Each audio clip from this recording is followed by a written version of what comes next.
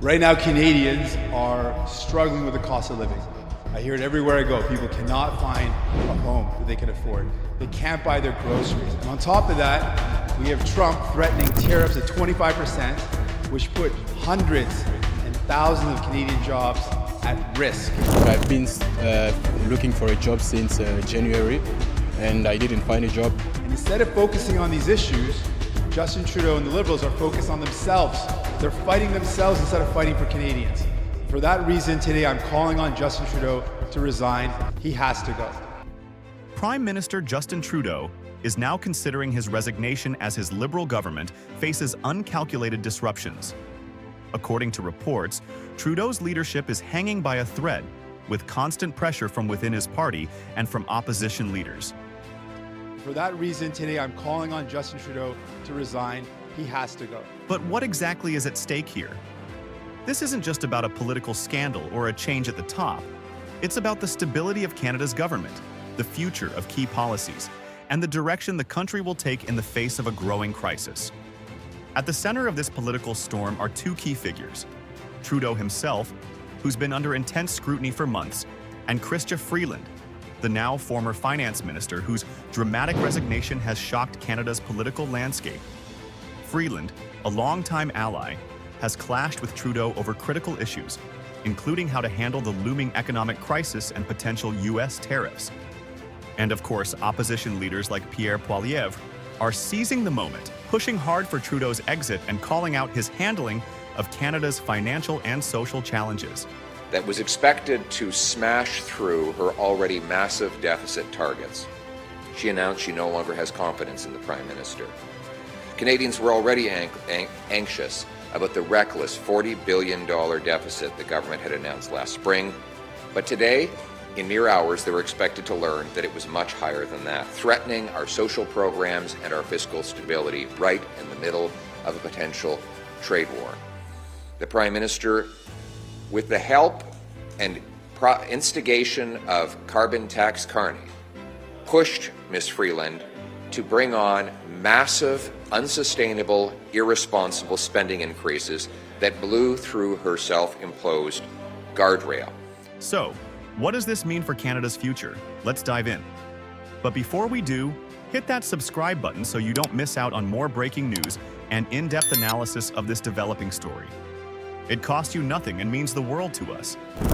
The main issues leading to Freeland's resignation were government spending, the looming threat of U.S. tariffs, and how to manage the growing deficit.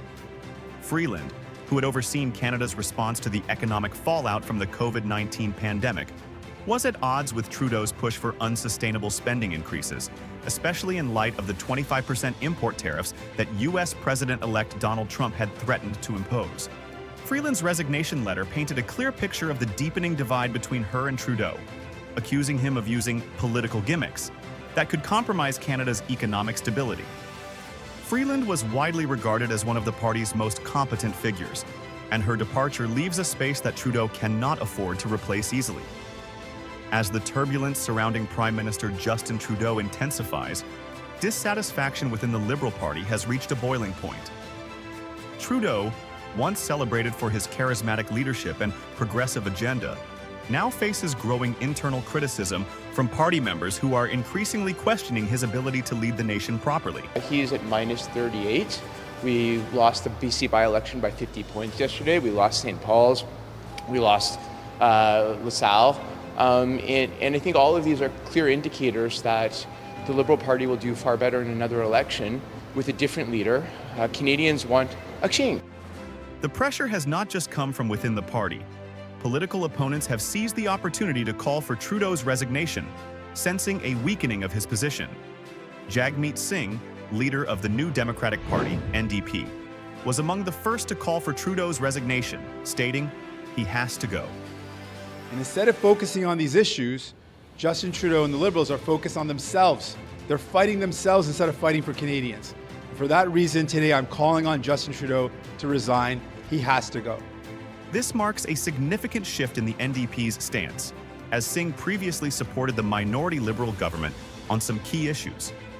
His direct call for Trudeau's resignation signals a growing frustration among opposition parties and the electorate, who are increasingly dissatisfied with the Prime Minister's leadership.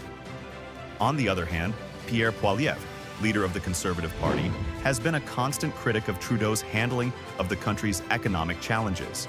He described the government as spiraling out of control. The government of Canada itself is spiraling out of control, right before our eyes, and at the very worst time. Emphasizing that the reckless spending and lack of direction are leading Canada toward a fiscal crisis. Poilievre's criticism has further weakened Trudeau's position, especially as the Prime Minister faces mounting pressure to address rising housing costs, immigration issues, and increasing crime. This political heat is beginning to take its toll on Trudeau's election prospects, with polls showing that the Liberals are on track to lose the next election to the Conservatives. His ability to unite the party and maintain public confidence is in serious question, and the resignation of key figures like Freeland has only made matters worse. Canadians are waiting to hear whether the government will announce even higher deficits, which could threaten the nation's fiscal stability and the funding of vital social programs. The growing concern is whether the government can rein in spending and restore economic balance, or whether they'll continue down the same path, risking long-term consequences for the country's future. As the opposition leader, Poilievre has positioned himself as a champion for fiscal responsibility, in contrast to his conservative approach to the Trudeau government's lack of accountability. His call for leadership change reflects the growing distrust in Trudeau's ability to lead the country through these turbulent times. Poilievre used Freeland's resignation as ammunition, claiming that even the Prime Minister's most trusted allies no longer had confidence in his leadership, thus casting doubt on the future direction of the government. As frustration grows over the government's failure to control spending, Poilievre's message has gained traction, particularly among Canadians frustrated with the cost of living crisis. The public's growing discontent over economic mismanagement and leadership instability is fueling support for change, and with each passing day, the political pressure on Trudeau intensifies. Poilievre's criticism of the Prime Minister and his government is getting more relatable, positioning him as the alternative to the current chaos and further stirring the political tensions that may ultimately lead to a change in leadership. The resignation of Housing Minister Sean Fraser, in the middle of a worsening housing crisis, adds another blow to the Liberal government's credibility. His departure, alongside Chrystia Freeland's exit, highlights the internal conflicts tearing apart Trudeau's team. Reports of disagreements within the Liberal caucus suggest growing frustration over Trudeau's leadership style, economic policies, and his inability to address pressing national issues. The big question is, will Trudeau step down? While some speculate that he may try to weather the storm, others believe his grip on power is too weak to last. If he resigns, the Liberal Party faces the challenge of choosing a new leader capable of rebuilding trust and stability. Names like Chrystia Freeland and François-Philippe Champagne have been mentioned as potential replacements, though internal fractures could lead to political realignments. On a broader scale, Trudeau's potential resignation raises concerns about Canada's political stability and its ability to navigate critical issues like the U.S. tariffs. The political landscape is shifting, with Pierre Poilievre and the Conservatives positioning themselves as the party of change. As the nation watches these events unfold, one question remains: what does this mean for Canada's future, both at home and on the global stage?